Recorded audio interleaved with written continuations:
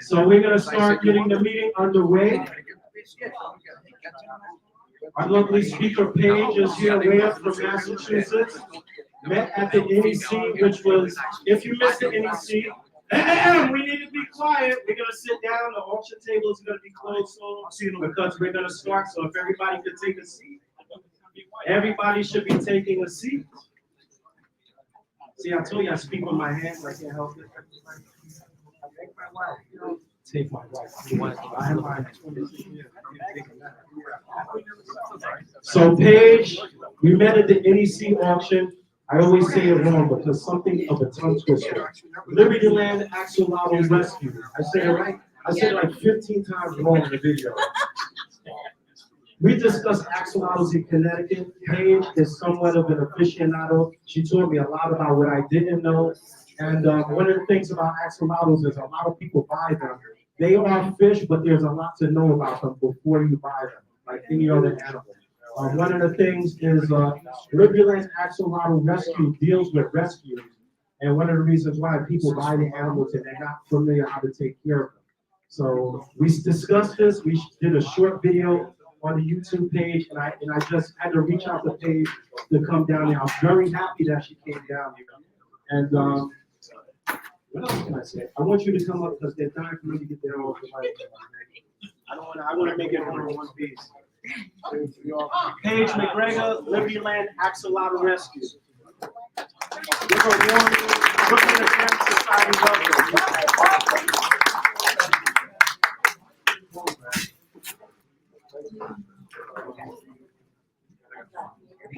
Yeah, we can hear you too. You can move it a little bit. We can hear you. Hi, everyone. My name is Paige. I'm very excited to be here. As Dee mentioned, I came down from Massachusetts. And I am one of the organizers of LibertyLand Axolotl Rescue. We are a foster-based volunteer organization, 501c3. We just received our nonprofit status about a month ago. Very exciting. And I'm here today to talk to you all about axolotls. So let's dive right in, because I can talk about this like all night, so you're probably gonna have to stop me when we get to like 40 minutes straight. All right, so it's not showing yet. The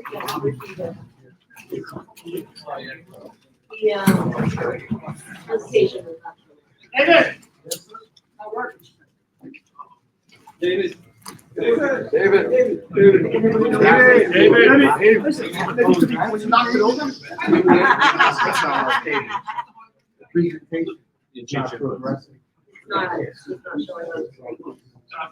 Oh, Yeah. they didn't switch it back. Jan, they didn't switch it back. Jan. It's over there, the remote behind you. No, it is. Gotta pull this chip out for you.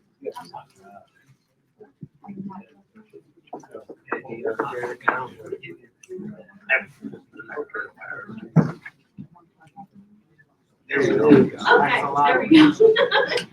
All right, so quickly, what I'm pretty much going to cover tonight: what are axolotls, a little bit about history and habitat, a little bit about their care in captivity, some myth busting, common misconceptions, and a little bit about our rescue and how you can help if you're interested in getting involved. So axolotls are a type of salamander. A lot of people think that they're newts or they're some type of reptile, but they are actually a type of salamander. Ambystoma mexicanum is a specific species that we deal with at LibertyLand. And they are one of the kind of key characteristics about axolotls that makes them so adorable, so popular, and so kind of unique is the fact that they are neotenic. This means that they never lose their larval features. So this is the kind of fluffy gills. You can see here, they, little newts and salamanders will look very similar, but then they go through the metamorphosis process and they lose their external gills. They usually move up onto land and start breathing air. Axolotls will remain completely aquatic their entire lives. So They will always have their gill stalks and their gill fronds, and they will always be completely kept underwater. No need for, setting up a kind of half land, half water habitat the way you would with different types of weeds or salad. They live, a lot of people do not realize that they live up to, 12 to 15 years with really good care. You can get them up to 20 years in some instances. So they are definitely a commitment when you're getting a new pet. They are originally from the wetlands around Mexico City, the valleys there. And they usually like to have a water temperature somewhere between like 60 to 68 degrees Fahrenheit. Something that's a kind of little known factor, I suppose kind of hotly contested in some areas, is the fact that they can be very social creatures. So you can keep more than one of them together. A lot of people don't realize that that is the case, but as long as they're meeting their basic needs, they're not going to be, attacking each other because they don't have enough food or they feel like they don't have enough space for themselves. So, as I mentioned, axolotls can be confused with other types of salamanders. Very frequently, we see this a lot of people. I see on Facebook all the time people posting a photo. What type of axolotl is this? And it turns out it's a tiger salamander. It's not an axolotl at all. So you can kind of see here, we've got the axolotls here, the adults, and then they're actually called larvae. They're usually called baby fish fry, but they're larvae. You can see the tiger salamander right next to them. Super similar in the larval format. Even mud puppies and hellbenders are two of the other species that are frequently confused with axolotls. So, somebody will grab what they think is an axolotl from the wild and then get totally freaked out when they keep it and it starts to metamorphose and move on to land, and they're like, what is this? So, a little bit about their anatomy. So as I mentioned, the external gills are one of the things that really sets them apart. A couple of little interesting fun facts. They have 5 toes on their front feet. They only have 4 on their back feet. They have really crazy regenerative capabilities that I'll get into in a minute. And they're just, I don't know about you guys, I'm totally biased, but I think they're absolutely adorable, right? They just kind of always look like they've got this little smile on their face. So, as I mentioned, one of the reasons that axolotls became popular, so I'll get into a couple of the pop culture reasons why later, but one of the reasons is their ability to regenerate. So they can regenerate limbs and arms, skin, eyes, their heart in some instances, pieces of internal organs. It's really pretty amazing. So for a long time, they have been used in research. So research on aging, research on limb regeneration. There's actually, they are critically endangered in the wild. So the wild species that is kept, or isn't kept, the wild species is very different from what's kept in the aquarium hobby. And now at this point, the majority of the test subjects or animals that they're using for this research are captive bred. They're not wild because of the endangered status.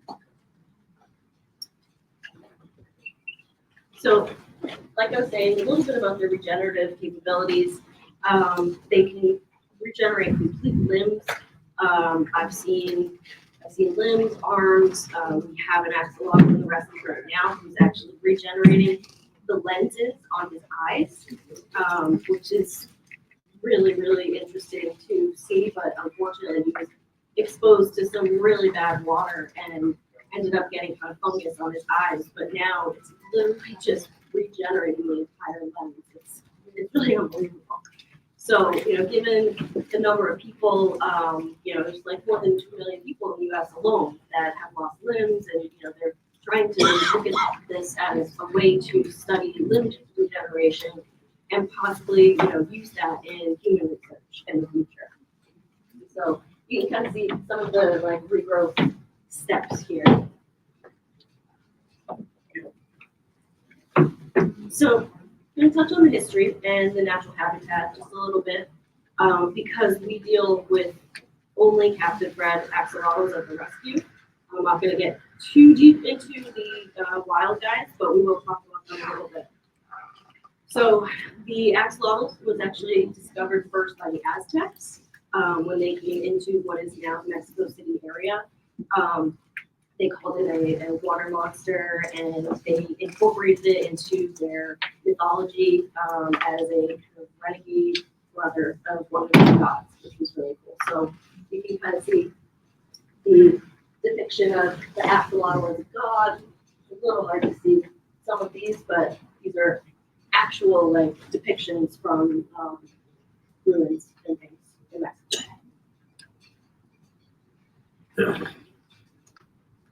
So the natural habitat, axolotls in the wild, they like very still water, still cool water. So you can see here examples of the type of wetlands that they usually live in. One of the issues that caused a lot of, one of the reasons why the axolotl in the wild is practically extinct is the building of a lot of waterways and the introduction of different types of fish, like tilapia and things. We'll talk about it in a minute. But really the changing, the water needs around the development of Mexico City led to a lot of the natural water sources being diverted and taken in different directions. So it really, their environment was just really destroyed over the course of about, well, a few decades, let's say. So specifically, put together a little kind of key milestones, axolotl history, right? So back in the 13th century, that's when the Aztecs first discovered axolotls and started incorporating them into their culture.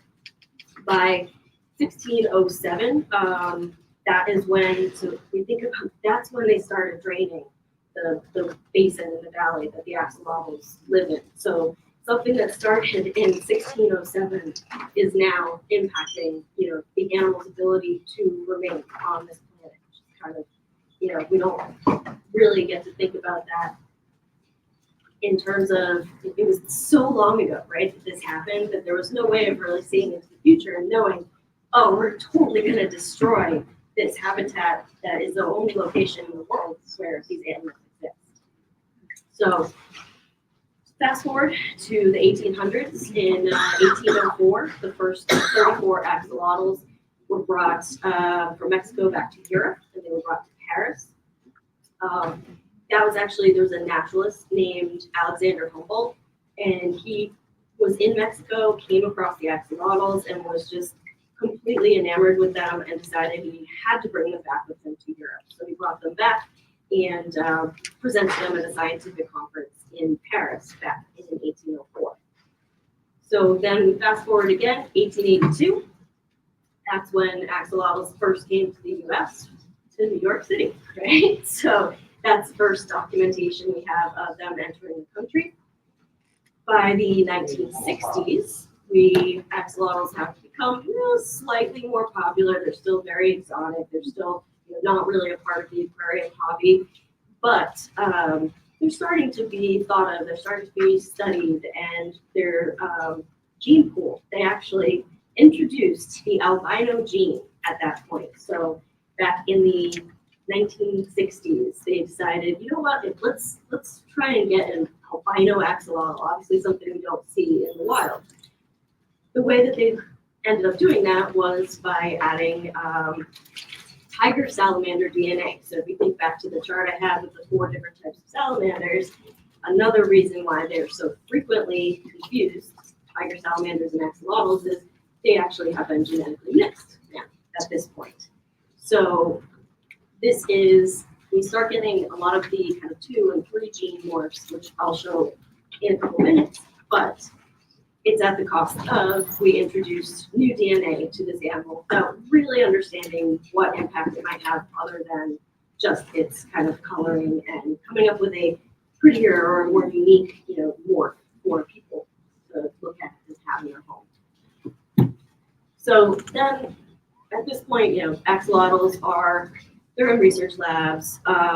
Then we get to the point where Mexico kind of hits a really rough time in the 1980s, late 1980s. And there's a lot of food shortages going on. So the Mexican government decides to introduce what they think is a easier, more plentiful, easier to catch food source for people in Mexico. And that is when they release tilapia into the axolotls natural environment. Axolotls in the wild are used to being kind of the apex predator in their domain. So they are not used to having to protect their eggs from much larger fish that can come along and just eat them all, right? So we start seeing huge declines in the natural populations in Mexico. Then later in the 80s in 1987, the Mexican government kind of started realizing, ooh, we might have made a little bit of a mistake here when we started doing a lot of this construction and diverting water around Mexico City.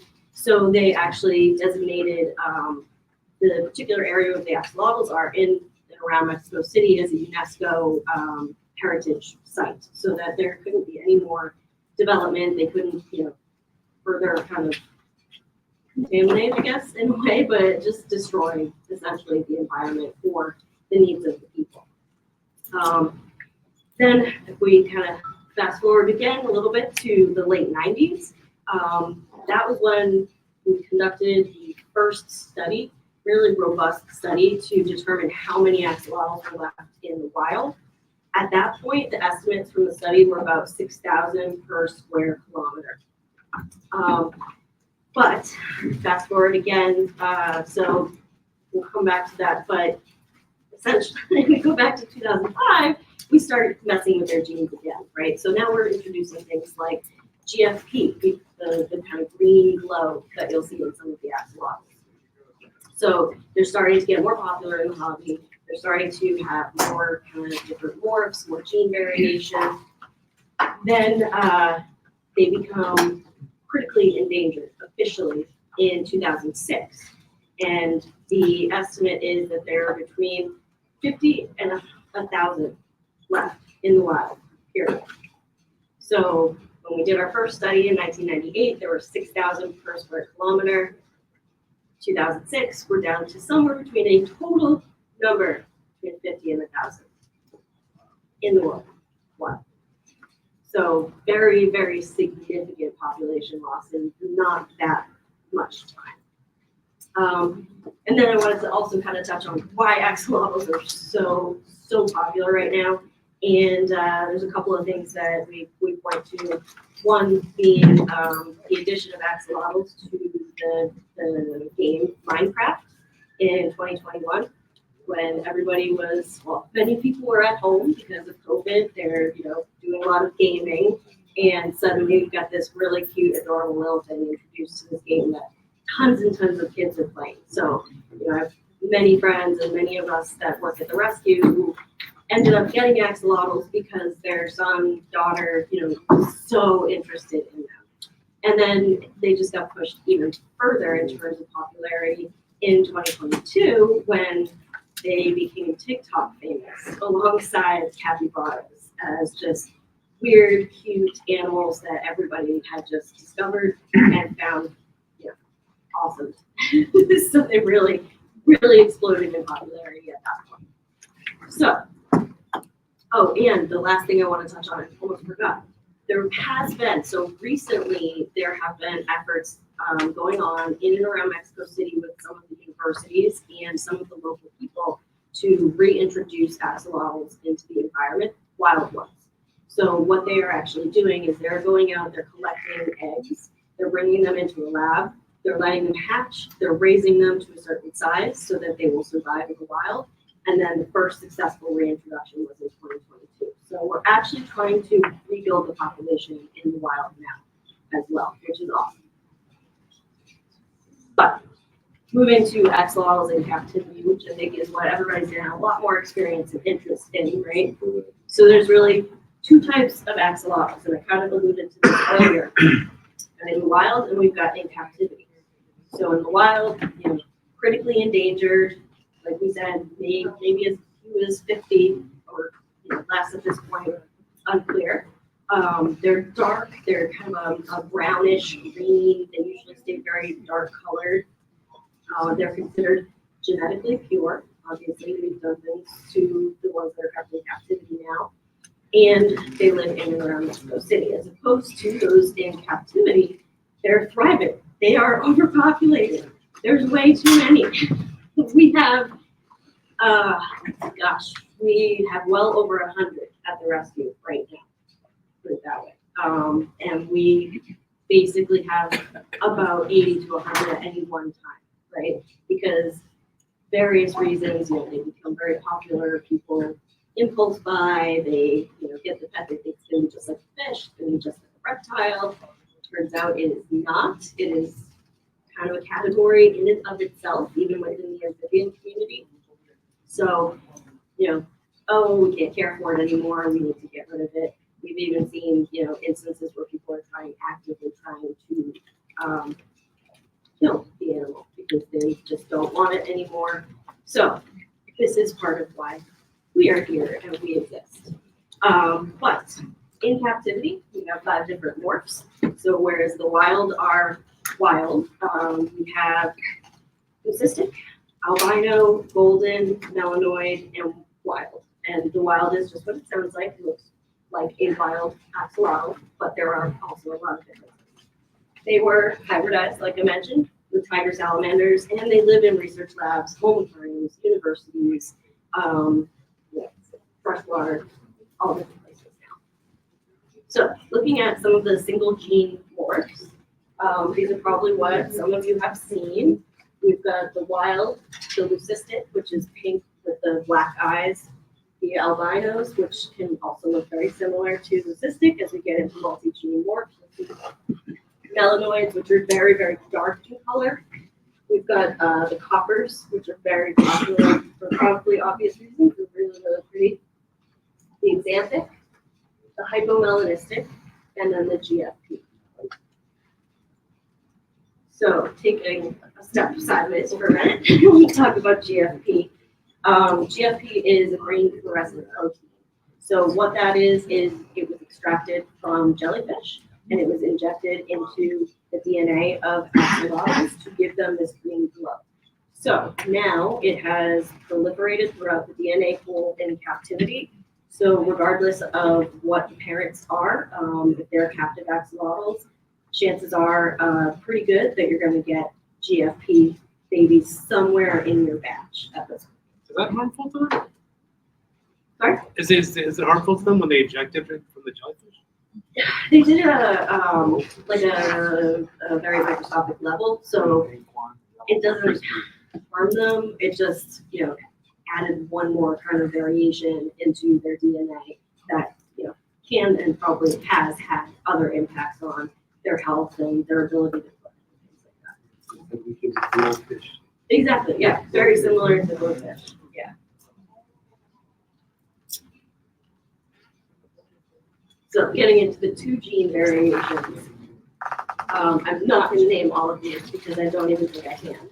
But you can see we're starting to get a lot more. We've got 4 or 5 different variations in the pink green. We've got multiples in the kind of gold. We're starting to see some with spots, some without spots, right? And then we can get into 3 gene morphs even at this point. So, albino combinations like a white, melanoid, albino.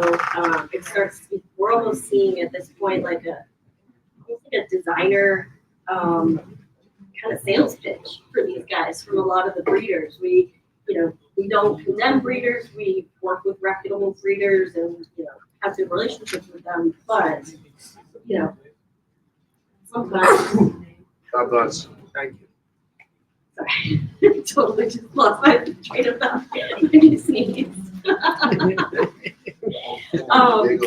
But yes, at any rate, so breeders will come up with terms like oh, these are rose gold, or these are something that's very popular is a starburst wild. That's a wild that has kind of gold. It almost looks like it has spray paint on it, gold. So we're getting really interesting ways of describing them at this point. And I think it's part of that is kind of justifying charging a lot for them. Kind of like getting designer axolotl versus just your average axolotl. So, wanted to do a little bit of myth busting because there are a lot of misconceptions about axolotls. So, to start off, before we get into any of the kind of results that happen, I wanted to show these are what really healthy axolotls look like. These guys are thriving, right? So we see a lot of people, we have them reach out to the rescue and they say, I just bought an axolotl from a breeder and I'm not sure what's going on with him. And they send us a picture and there's no flukes. Their gill stalks are either curled forward, they're curled back. We've got missing legs. We've got, there's all kinds of stuff that we see. Skin, kind of sloughing off, fungus, bacterial infections. But this is what they are supposed to look like, right? So now we'll get into some of the myths. Myth number one, and I can't tell you how many times people have asked me about this. Axolotls can survive in a 10-gallon tank and be totally happy. Yes and no. So while I'm not going to say you can't put any axolotl in a 10-gallon tank because they are babies at some point, and yes, it makes sense to keep them in a smaller size container. But some of the risks if you don't upgrade the size of their tank. So these guys pretty much just keep growing. They will slow down in their growth rate over time, but this is one of the reasons why they get so big. I mean, we've seen some, even in captivity, that are 18 inches long. Yeah, so you think about like some of the cichlids and things, or goldfish, right? You give them a bigger tank, they get bigger. You give them a bigger tank, they get bigger. So these guys will do that to a certain extent. The downside of keeping them in a 10 is you don't know how big they're supposed to get. They could range anywhere from 8 to 18 inches. So if you have them in a 10, you're risking as they grow, they're going to have stunted growth. They might have a very short body. It can make them very stressed out. It can make them susceptible to health issues, right? So yes, there are uses for a 10-gallon tank with axolotls, but it should not be their permanent home after they reach a certain size, which is about 4 inches. So what does a proper axolotl setup look like? This is a pretty good example. So glass aquariums. We actually had somebody at one point send us a picture of a reptile enclosure with their application to adopt, thinking that the axolotl was going to be coming out of the water and, like sunning himself like a reptile or a turtle or something. So it's amazing kind of the misconceptions that are out there about what is required to care for these guys. The minimum tank size that we recommend for an adult axolotl is a 20 long. The reason for that, they do swim. They will, they'll go up to the top and take a little gulp of air every now and then. They'll perch on things, they'll climb, they'll hide, but they spend a lot more time down on the ground. So having more floor space is better. They're also vacuum eaters, so the more space you have, the easier it is for them to eat, actually get the food when we kind of drop it in the tank. Filtration. Always recommend over filtering. So again, kind of think about like cichlids, plecos, some of your kind of goldfish. Yeah.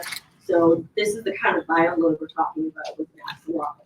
So we recommend if you're using like a 20, like a hang-on back with a sponge, we definitely recommend don't just use sponges. It's great. You pull them out, you kind of rinse them out or you squeeze them out, but it's not taking all of that stuff out of the tank the way it would if you put media into, say cartridges into your filter. You hang on that, take those out, it's taking some of the nasty stuff with it, right? So we recommend double filtration. So if you have a 20 long, filter it for 40 minimum with some kind of combination of hang on back, sponge. Once you get up beyond like a 20 long, so I've got a 33 long with 3 of my girls in it, or 40 breeders are a very, very popular choice for axolotls. Once you get to that level, we recommend like a canister filter. They are very sensitive to flow, so you have to baffle it. There's certain steps you have to take to be able to use the canister filter with them, but definitely they're very, very sensitive to their water conditions. So the cleaner you keep the water, the healthier they're going to be, the easier it is to take care of them. In terms of aeration, Granted, in the wild, they like still water.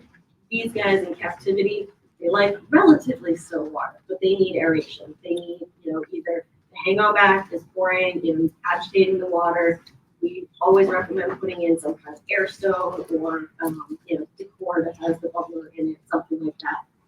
That essentially provides extra oxygen in the water. So if they do end up with any issues, like, you have a nitrate spike in your tank, or you have an ammonia spike in your tank, first thing that goes are the little loopies on their gills, and it makes it harder for them to breathe. So the more oxygen in the water, the better. Just all of it.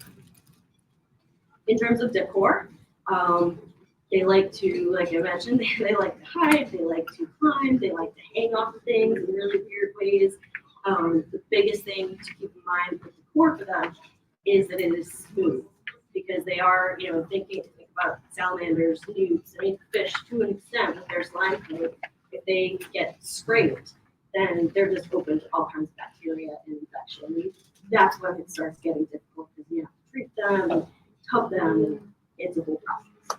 So we recommend, PVC pipes or any kind of smooth aquarium decor, river rocks, large rocks. Then in terms of maintenance tools, a lot of stuff that you already have in your fish room. So, fish nets. We use turkey basters a lot for axolotls because they have solid waste. Kind of, again, you think about like a pleco.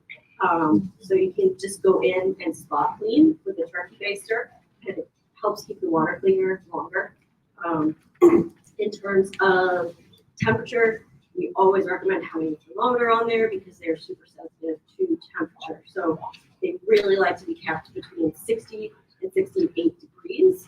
I would say like the really sweet spot is like 62 to 64. Depends a little bit on the individual axolotl, and it's also really important to keep the temperature stable. So always having a thermometer.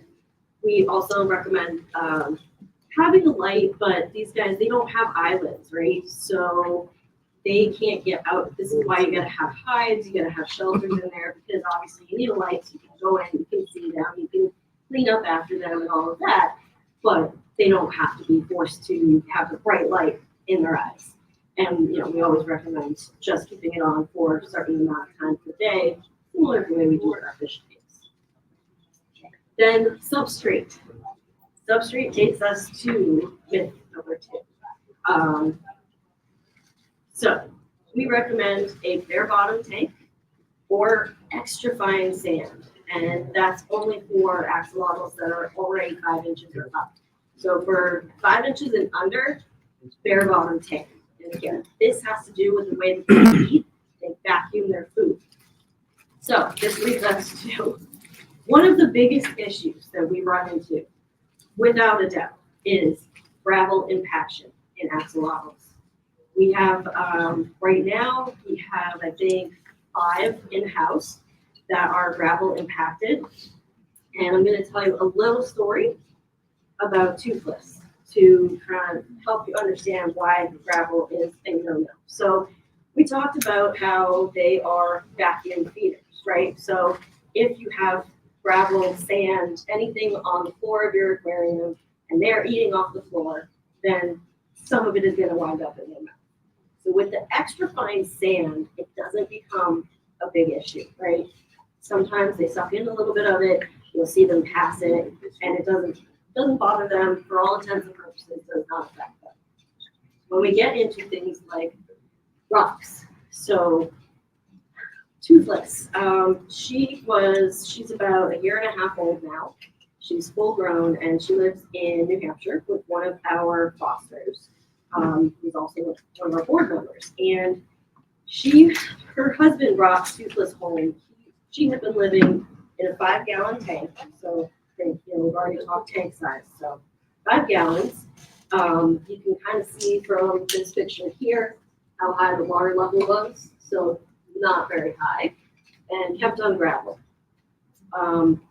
The reason that she was essentially given away was this is one of the axolotls that I mentioned earlier. People sometimes are actively trying to kill these. So the people that owned Toothless actually said, yeah, we don't really want her anymore, so we stopped feeding her, we stopped cleaning her tank, and do you want her? Like, can you just take her?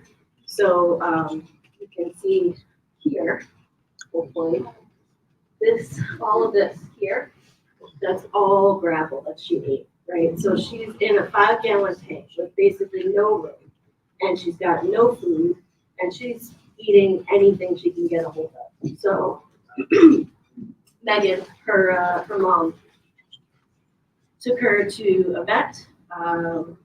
They did x-rays. So you can see one of the x-rays right here. And you can see the gravel in her system. This was probably the 3rd x-ray. These are some of the stones that she passed. And over the course of 8 months, Megan had to treat her. She passed over 100 stones. The vet recommended euthanizing her like twice. And Megan was like, no, I'm going to save this axolotl. She deserves a better life.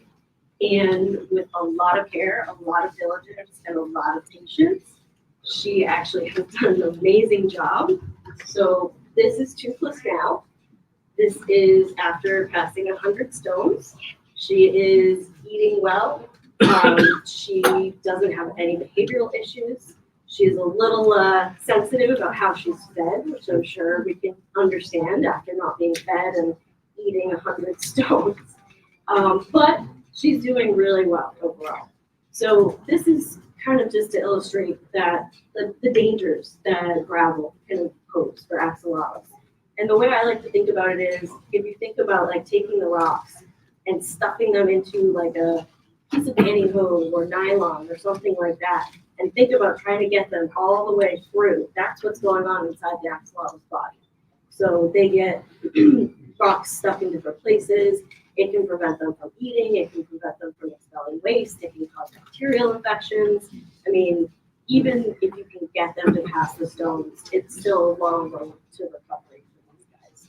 So this is why no gravel in axolotl tanks.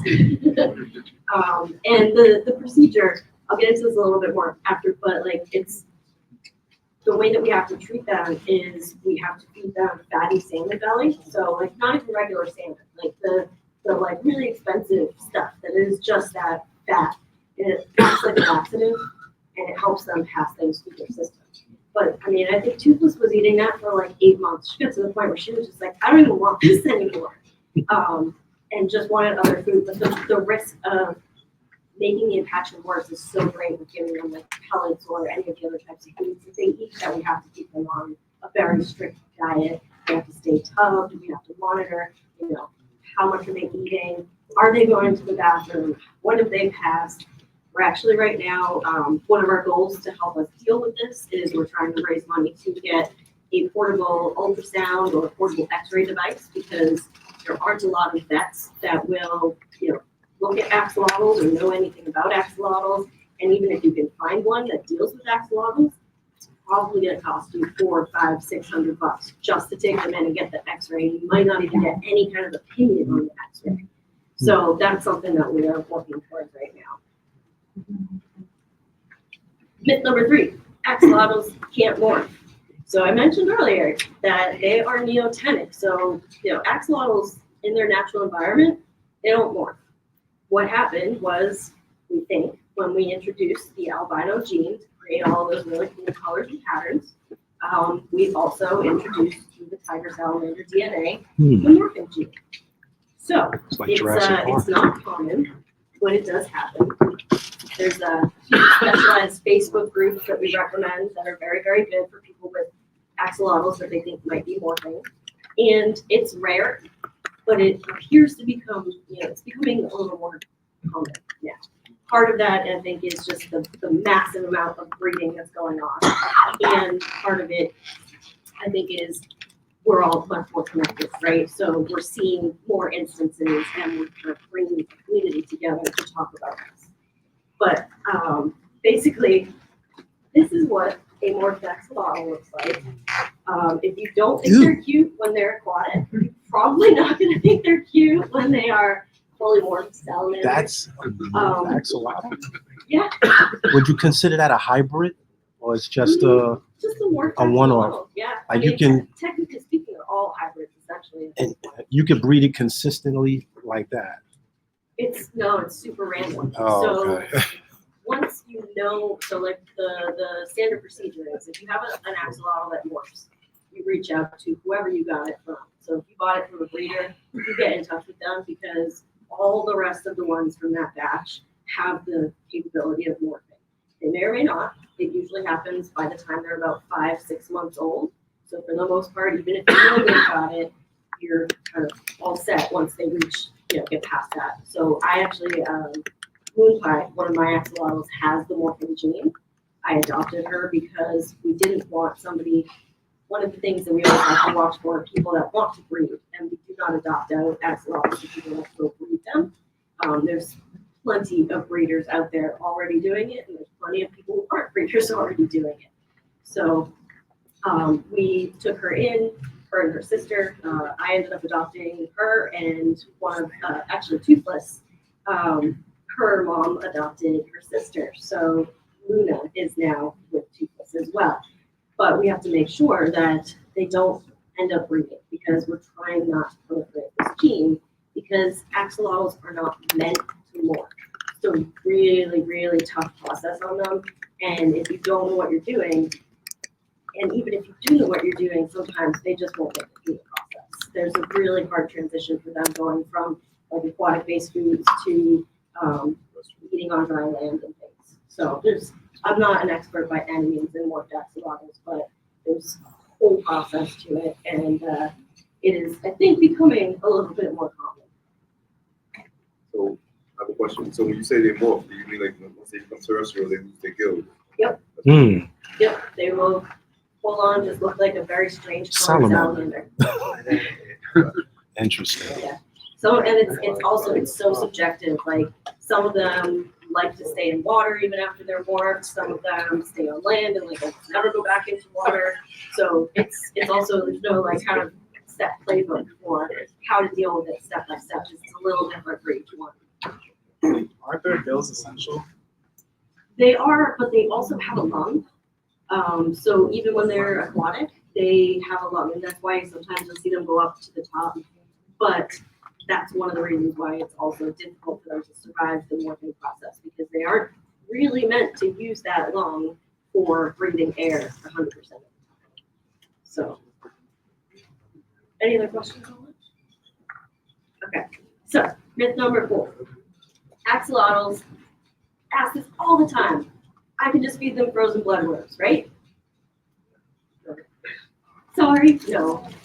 And this is a very, very skinny. So the reason I showed you earlier, the thriving, really healthy, beautiful axolotls, we see this all the time. And sometimes we even see this coming straight from breeders. People reach out to us. This is the type of photo we get. This just arrived and it doesn't look the way I thought it was going to look at, and we don't know what to do, and the breeder didn't give us any information. And so one of the big issues that we see, aside from rocks, stones, is improper nutrition. It leads to all kinds of health issues, and ultimately, if they're not getting the proper nutrition, I mean, it's like any other animal, right? It doesn't look like it's going to be a problem until it's a problem. And when it's a problem, it's probably already too late, unfortunately. So, and really the growth rate that you should be looking for with like a healthy axolotl is an inch a month. And if they're not doing an inch a month, there's probably something that's missing in their diet or their habitat or something that's not quite going right. So what do they eat? Well, everyone is hopefully very familiar with the first item there, live blackworms, which I believe we have some samples from Eastern Aquatics here for people to try out. We actually, LibertyLand works pretty closely with Eastern Aquatics and a local Rhode Island-based pet store to source blackworms because we don't just take in adults. We, for example, a week ago, one of our fosters saw a post on Facebook. Gentleman had somewhere around 35 larval axolotls. and said, if somebody doesn't take these in the next couple of hours, I'm gonna flush them. So we take in, we don't take eggs, or if we do take eggs, we cull them humanely. Again, there's enough breeding going on out there. There's more than enough axolotls to go around. But we'll take in anything that's already hatched and, bring it up to about 4 or 5 inches, and then we find it in a new home. So, given that, flatworms is huge. We have to have this on hand like all the time. It's one of our biggest expenses for the rescue at this point, because another myth, I have baby axolotls, they're doing great other feeding the frozen bloodworms. Okay, how old are they? 3 months. How big are they? 1.5 inches. They should be 3 inches. They need live food.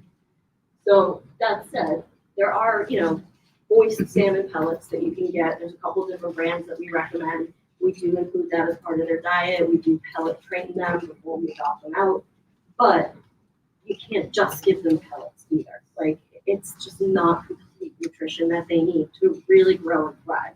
And one of the things we see a lot, we get these rescues, they come in, they've got like no flukes. We put them on blackworms, we put them on red wigglers, we put them on earthworms, maybe some ghost shrimp as, a snack here and there. And boom, they have big, huge, flowing manes of flukes. It's unbelievable the difference that the nutrition can make. And then, yes, red wigglers, earthworms, European night crawlers, things like that. Chopped up the little ones, or some of the big guys are big enough that they can eat them whole, which is always interesting to watch. All right, myth number 5. Cohabitation. Constantly asked about this. I can put my axolotl in with my goldfish, right? It's the same temperature. They'll be happy, right? Maybe for a little bit. But in our experience, cohabiting your axolotl with virtually any species that is not another axolotl is going to be problematic at some point. There's a few exceptions. Like I said, ghost shrimp, little baby guppies can be good snacks sometimes, but there's all kinds of dangers. So, like I mentioned earlier, axolotls have a very heavy bioload. You start adding more fish, you start adding, I've seen plecos, I've seen goldfish put in with them, and it works until it doesn't. The axolotl tries to eat the fish, the bioload gets way too heavy, the cycle crashes, nitrogen spike, ammonia spike. Some of the most devastating things that we see for axolotls health-wise are nitrogen and ammonia burns. It's one of the things that is incredibly difficult to bring them back from, because their whole system just goes into shock. So that's a risk. There's health risks. So having fish in with your axolotls, we've talked about how important their gills are. If the fish are hungry, if they're not getting what they're looking for, they're going to go after those little gills, maybe the tail, or maybe the toes, right? And that not only hurts the axolotl, it stresses them out. And then the bigger the fish, the bigger the bones. We talked about, the problem with gravel. Bones are even worse. So we unfortunately had a couple of axolotls come in that were previously fed only frozen shiners. And by the time they got to us, it wasn't long before they had massive internal, failure, and we ended up having to euthanize them because there was just impaction of bone and just all kinds of stuff that they can't process, and their system can't push out without maybe ripping something internally, right? So we always advise people to err on the side of caution. Like, just don't take the risk. I mean, people I've seen really nasty stuff with like them being torn open all down one side from a pleco, from cories. They try to eat things, like anything that fits in their mouth, they'll try to eat it. So if it's got barbs, if it's sharp, it's not good. It's not going to be a good scenario. Food competition is another issue. So like I mentioned way back in the beginning, the only time we really see issues with cohabiting multiple axolotls together is if they are not getting enough food or they don't have enough space. So food competition can be, really, really fierce for them. Like I've seen 6 come in that were kept together in a 15-gallon tank. 6 like large, almost adults. Every single one of them missing legs, missing, gill stalks, missing fronds. It was just, it's bad. Like if you aren't meeting their needs, they're gonna do what they, need to do to try to meet their own needs. So that's another kind of consideration, is them fighting over food with fish or whatever else you're trying to put in there. Turtles. Don't put turtles in either, please. It's not good. You might be cute at first, but it's not gonna end well. So I already kind of talked about accidental ingestion. Again, I mean, they're very delicate inside, so you want to minimize the kind of rough, pointy stuff going into their system. We really don't recommend snails for a similar reason, because if they do, like if it's small enough and it gets in their mouth and they swallow the shell, it's kind of like a stone, right? They may be able to pass it, they may not. So it's just like the risk is just not worth it. We do have a foster who pulls the snails out of the shell and feeds the snails to the axolotls that way, which I think is definitely going above and beyond. Yeah. We've tried some of those. It's super hit or miss with things like slugs. Again, it's not really something they're supposed to be eating, so it's kind of like, I've seen people give them like canned tuna and things like that. It's like, you can give them certain things in small amounts, but it definitely shouldn't be a staple part of their diet. What's their? Yes, worms are great. Yeah, the black worms have the most nutrition, and then the earthworms, the red wigglers, stuff like that. Sometimes you run into issues with the worms, like I've got picky adults.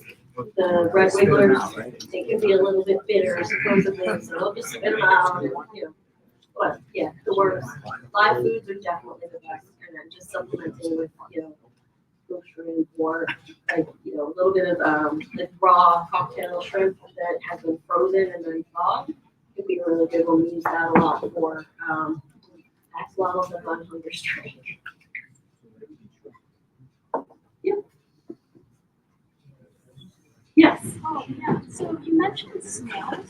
Sometimes in a plant's tank, you can't really avoid snails unless you make sure that all of your plants are tissue culture. So in that kind of scenario, what happens? Like if you accidentally ended up in a state?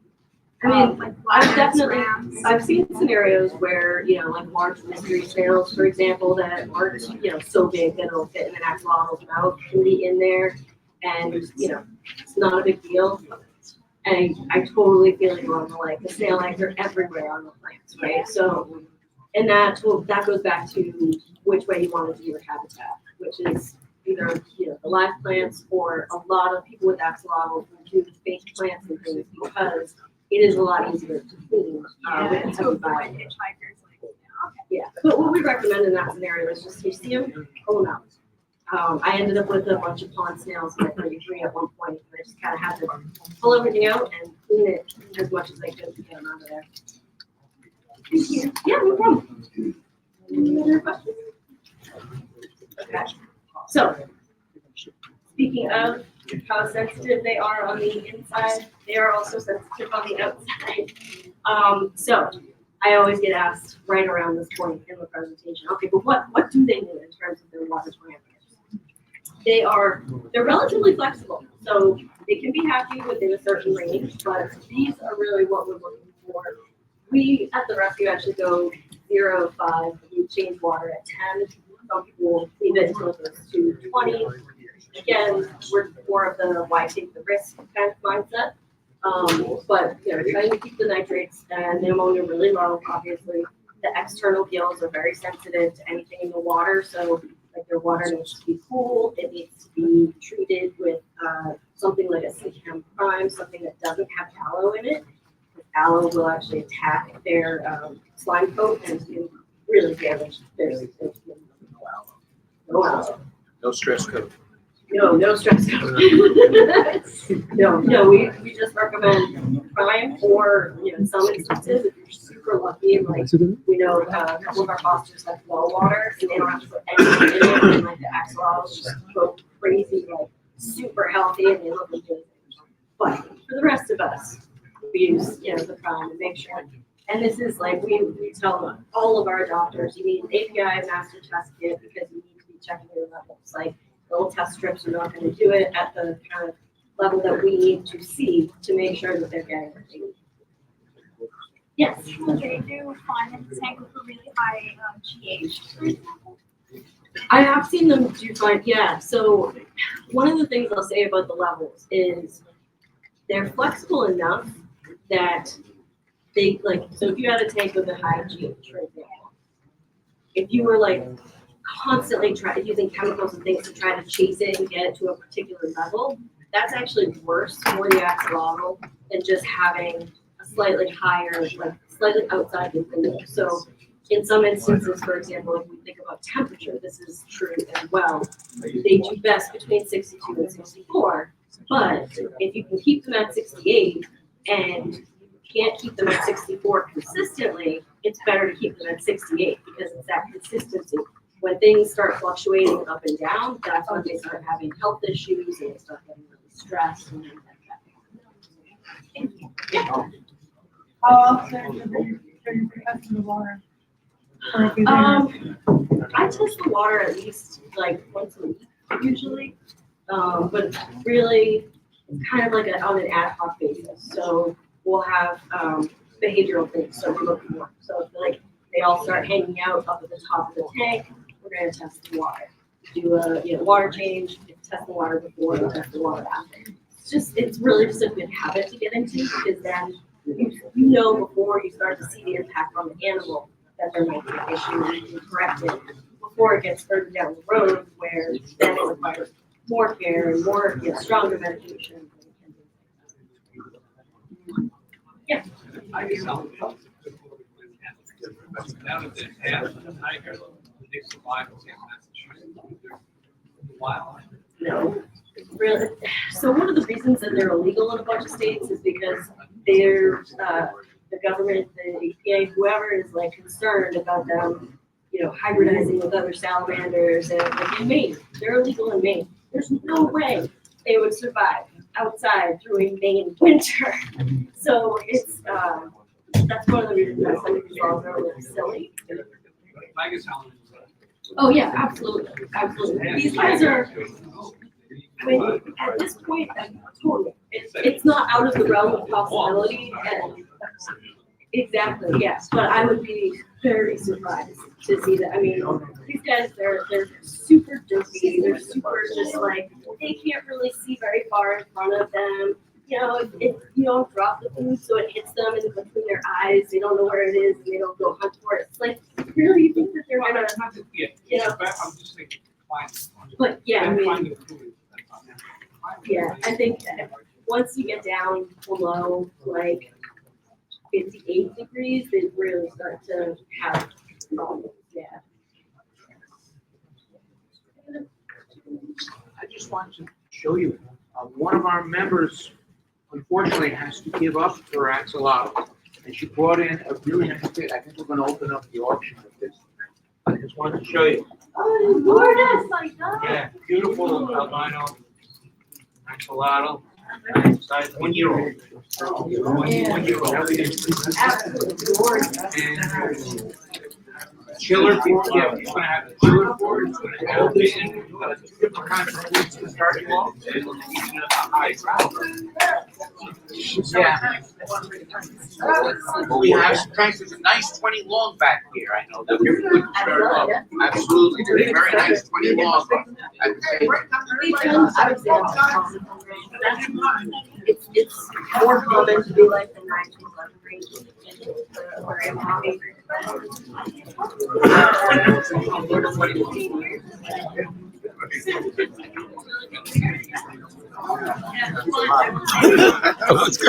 It's a free for all. Can you move out of the camera? Where's the paparazzi? You see all the people that mentioned, it's good. That's good.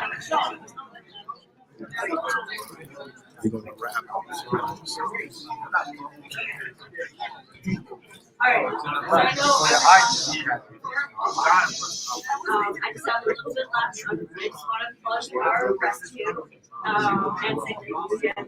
But So LibertyLand Axolotl Rescue, and a lot of people kind of told me and said, "There's a rescue that specializes in axolotls." Oh, that's the new webpage. This is our new webpage. Okay, all right, We just launched our website. all right. The new website. It's fancy. Because if you don't know, Paige has another page on Facebook. So I didn't see that. This is the first time I saw that. Yeah, we just put the website out like a couple weeks ago. Steve. Question. Floating plants. I know a lot of people that Steve. Steve. there's a little bit of a risk that they might eat them, but most of the time they don't. So it's a good way to keep the nitrates down, and they don't mind them, it doesn't bother them or anything. So I have some plants, bottle tanks. Other people like Tooth's mom, she can't have floating plants because she doesn't know what to do and what isn't, so she'll keep it to plants. So it depends a little bit on like their experience and what they want, but floating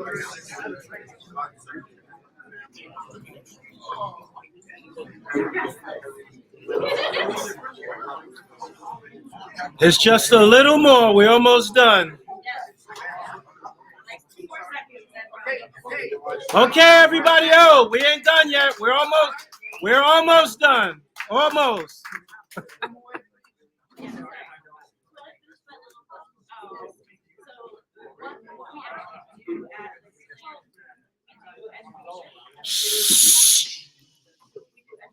We do rehabilitation and we do adoption. So obviously education talks at fish clubs and places like that. We also do like reptile shows, and on the handout I've got business cards and care sheets that have everything you need to know to get started with an axolotl over on the table over there. But to be clear, like we are a nonprofit, we are an animal welfare organization. We're dedicated to captive bred axolotls. We do not breed, we do not naked eggs, we do not sell axolotls. So just want to be very clear about what it is that we do. I also want to do a little quick, hopefully this works, video. This is one of the Hey. I've got at home right now, having some Eastern aquatics classes. Plug. That's cute. And yeah, so last little thing that I wanted to touch on are we talked about some of the common health issues, right? So how do we treat common health issues in axolotls? Very quickly, we have a axolotl distress or health issue kind of playbook, right? So things that you would need have an axolotl, and they have fungus, or they have gravel infection. Hopefully, you won't be seeing any of that if you have an axolotl. But fungus happens, bacterial infections can happen, things like this. So we recommend everybody put together a health kit or tubs. So a lot of times when we hear people talk about axolotls, they talk about tubbing them. That means putting them in a large food-grade plastic container with cold prime water. That's usually for if they can't be put in a tank yet because it's not cycled. If they need to be treated for fungus, because you cannot put meth glue into a tank and expect the cycle to continue, right? So things like that we recommend as you grow. That's what we use to deworm them, which we do about every 6 months or whenever one comes into the rescue. And we use things like fatty salmon belly and live flatworms to entice those to eat or are having eating issues. Sometimes they will decide that they don't want to eat or they don't like worms, and we have to figure out other options. And also things like black tea are some of the kind of simple methods of treating. Yes. They can jump out of the tank, but I will say the only time I've ever had them jump out of the tank is when they're not happy. Yeah, so like I do keep the tanks that are high, don't have covers. The ones that do have like are lower. They can, yeah. It's kind of like a shear almost. Oh, I okay. don't know if you're familiar with those, but like we have one that when they went to capture him at the pet store, knocked him on the floor. They all over the place. I mean, they're a little bit more delicate than that, and it's definitely not ideal because you get all kinds of stuff on the skin and everything. But they won't necessarily. I mean, they can fish. They can live a surprising amount of time outside of the tank. You know, I had a swordtail that was on the floor for I don't know how long. You know, we picked him up, put him back in the tank, and treated him, and he's good. He's fine. Yeah. Yeah, but I've experienced most jumping when they're being tubbed. Some of them just don't like being in the tub. They prefer to be in a tank. They, you know, they're like, oh, I don't have any space, let me out, and they like to about it. But yeah, simply not very good. Okay, and then class, a little bit, I promise. So how can you help? So, you know, know better, do better, right? So help advocate for proper care. If you see something, say something, all of these cliches, right? But there's so much misinformation out there. There's so many people that they think they're doing everything that their axolotl needs, and they have no idea. It shouldn't be on the gravel. It shouldn't be with open. It shouldn't be this, that, or the thing. So if you see someone, or if you see a pet store, a lot of the ones with gravel that we have come in are from pet stores because they roam in one of their tanks, right? Oh, they'll be fine in there. And then, you know, we end up with 13, you know, impacted gravel babies that we have to deal with for months at a time trying to get them to be able to eat again. Also, consider adopting. So if you are interested in axolotl, we, you know, we do not have anything against breeders, especially ones that are reputable, that know what they're doing. Casual breeding is kind of a different situation, but, you know, consider adopting. And also donate if you can, time, anything really.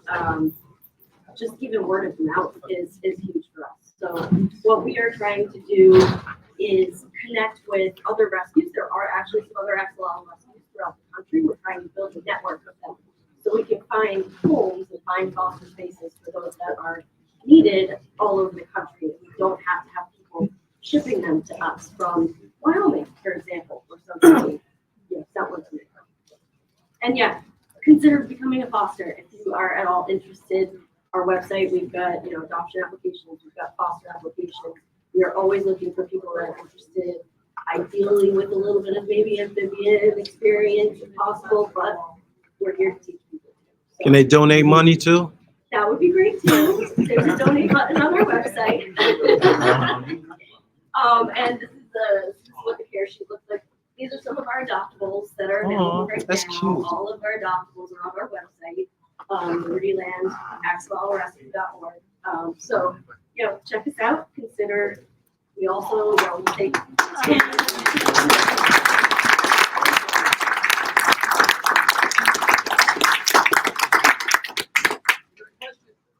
You got a Oh, question? question, yes. Size matters. Yeah, so. Size always matters. Oh, usually you want to minimize the size difference, because, you know, they, again, like, you don't know, they're a little dirty, they can end up sitting on one another. So we do recommend, like, if you already have one that's 8 inches, try to get one that's like no smaller than like 7 inches, and try to keep them relatively the same size.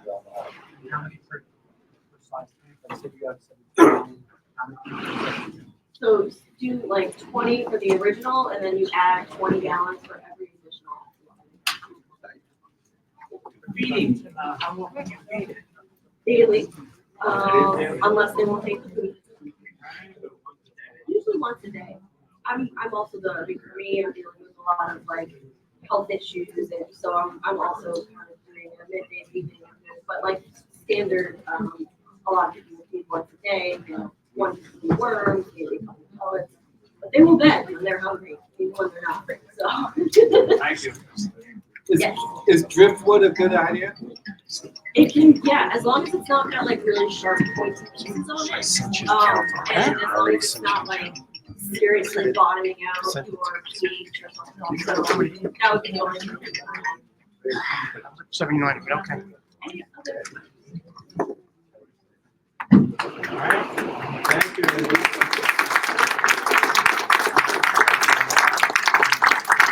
You make it Brooklyn, you make it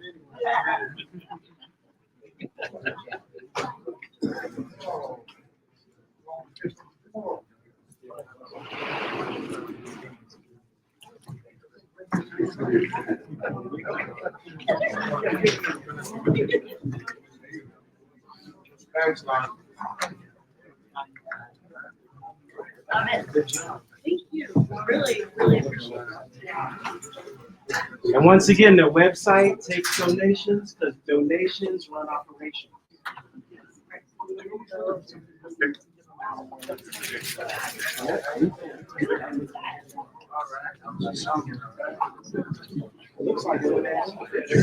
You got 50-50 checks. Dennis Padaro. Oh, sorry.